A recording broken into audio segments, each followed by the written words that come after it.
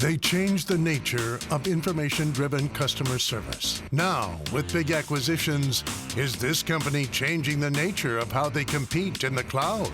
Their earnings always hit the market with significant force. Can Salesforce deliver home gamers significant returns? Listen up.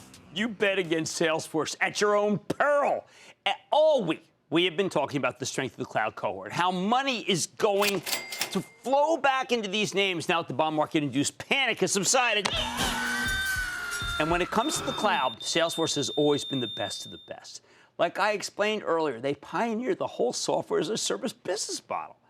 More importantly, this thing is kind of like the Chumbawamba of stocks. It gets knocked down, it gets back up again. You're never going to keep this one down. In the past few months, Salesforce has pulled back from 167 at its highs in April down to 148 as of today's close.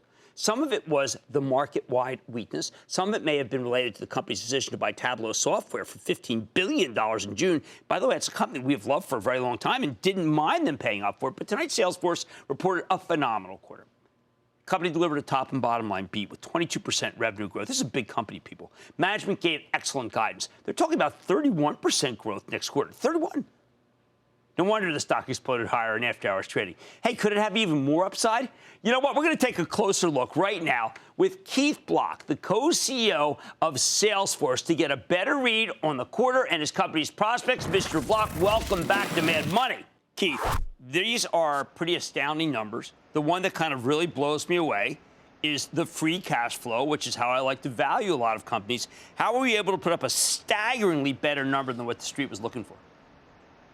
Well, Jim, it's great to be on your show. We're super excited. Obviously, we had a very, very strong quarter, $4 billion in revenue, up 22%, 23% in constant currency. We've raised our guide for the year to $16.9 billion, 27%. So very, very excited. Great execution, lots of customer success. A lot of this, Jim, is really powered by this wave of digital transformation that we're seeing all over the world. You know, you have a slide in your deck, which I think is rather astonishing. People always tell me, Keith, you know what, Jim, you're late on this cloud. It's really, it's done. But you're talking about a staggering number of companies that have yet to digitize. Well, as I said, there's a huge wave of digital transformation. You know, a lot of these different technologies are coming together. And Jim, I have the opportunity, and Mark has the opportunity to go around the world and talk to a lot of other CEOs. And you know, there's just this huge imperative around digital transformation. And, you know, everybody needs to get closer to the customer. Everybody's trying to improve that customer experience. And that's where Salesforce really brings value to the table. Well, there are so, look, I'm going to just go there. Mark isn't here. Mark would have already pointed me to page 16. But there is an imperative that you guys have. You're at 16.8% now of the CRM market. The other guys have really Oracle, SAP, Adobe, I'll put the Microsoft. Are they slacking off? Are you taking share? Are you taking some logos? Because their numbers don't look nearly as good. Well, listen, there's a huge TAM for CRM. We're creating that TAM, and we're executing incredibly well, and that's really driven by customer success. Look, there is this thing, the 360-degree view of the customer, and that is all about the walls of sales and service and marketing coming down. And that is what our 360-degree platform is all about. And our customers are looking for that. They're looking for growth strategies. And that's why you see these great results. All right, now I know that Tableau data is still in place, so that can't be talked about. A lot of people say, Jim, you know, it's all over. Mark is in Hawaii, he's in Geneva, and you like it, but you don't understand. When they make these acquisitions, they spend too much. Isn't this the same rap we heard with ExactTarget? Isn't this the same rap we heard with MuleSoft? And how did those deals work out for you? Well, listen, we have been recognized widely as one of the most innovative companies in the world, and that takes two forms. One is obviously organic innovation, and there's been plenty of that in our history. That's why we've been so successful, and our customers keep coming back. But we also have acquisitions, and you're right, we've got a fantastic history of execution, whether it was the ExactTarget acquisition or most recently a year ago, the MuleSoft acquisition. Those have all been wildly successful for our customers. Now, I think that I do want to get a little granular about what you're doing for some customers. There's an outfit, you have great numbers in Europe. Everyone thinks Europe's dead. Outfit called Unicredit. I know them because they're the only solvent bank in Italy. What are you doing for them? Well, I had the opportunity to go to Milan and meet with the CEO of Unicredit, and we're glad to welcome them to the Salesforce family. But they're going through a transformation that every financial services institution is really going through. It's all about improving the customer experience. It's all about reinventing the business model. It's all about transformation in the retail bank. And Unicredit gets it. And we're thrilled to welcome them to the family. And they're doing some of the things that you see, like Jess Staley doing at Barclays Bank or Citibank, or many of the other great financial services institutions. It's about digital transformation. It's about bringing companies closer to their customers, and that's what Salesforce is doing. Well, sometimes I see companies that I have treasured over the years. I remember when FedEx came public. FedEx has always been the #1 for the customer.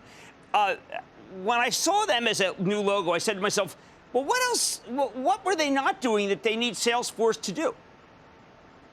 Well, FedEx is a storied brand. It's a 50-year-old company. They revolutionized the package industry. Fred Smith is an iconic visionary CEO. And now they're taking it to the next level through customer experience. And they're leveraging Einstein to have predictions and make a better customer experience around knowledge. So, for example, if you had a challenge in some particular way, and FedEx is high quality, high quality. But if there were a challenge, an agent can help you by bringing relevant information recommended by Einstein to drive a better experience. And there are a million use cases of Einstein just like that in many, many industries. Well, I've used Einstein. It is rather amazing as a client of yours. And it is predictive in a way that I've never been able to get before. And before you have to throw 100 darts. There's no more dart throwing with Einstein. It's terrific. Now, let me ask you about something that Mark first put in my head, I have to admit, and my daughters. Impact per share, IPS, what you guys have done lately in order to be able to demonstrate that business is the most important force for change in the world today. Well, Jim, we've been a values-based company for 20 years. We're purpose-built. Our values are very important to our culture. Companies actually want to do business with us because of our values. I hear this constantly from other CEOs. They want to know what we're doing about our culture, how our values are driving our business. And I participate in the BRT, the Business Roundtable, which recently issued a letter with 200 signatures from the CEOs, led by Jamie Dimon and Alex Gorski, talking about a modern corporation. And shareholders are incredibly important. They will always be wildly important. But the modern corporation is different now. And this is something that Salesforce has been doing for a long time. It's about stakeholders. It's about your employees. It's about your partners and suppliers. It's about the community. It's about the environment. And this is what Salesforce represents. And when we speak to CEOs all over the world, they want to know what our values are all about. And if they're going to bet their business on us, they want to be aligned with those values. I see it all the time. It's how you get the best talent. I know you guys do. Keith, one last thing I need to know. These numbers would indicate that whatever tariff war is going on, it's not impacting you. Why is that? Why are some industries more immune and some companies more immune? Well, look, what we're seeing all over the world is this wave of digital transformation. And that digital transformation begins and ends with the customer. And we're seeing CEOs invest. They're investing in their future. They're investing in their growth. They're investing in customer experience across all industries, all geographies, all segments. It has never been more important, Jim.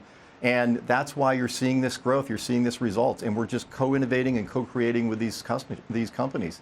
And that's why we're having so much success on their behalf. Well, congratulations. These are truly staggering numbers. And I know I can say that I think the acquisition is very exciting because we've had Tableau on many times, but I know it's not done, so you can't talk. Keith, thank you so much for coming on Mad Money. Thanks for having me, Jim. Good to see you. Good to see you. That's Keith Block, co-CEO of Salesforce CRM, up very big. Why? Great numbers. Stay with Cramer. Booyah! Jim Cramer here from Mad Money. Thanks for watching CNBC on YouTube.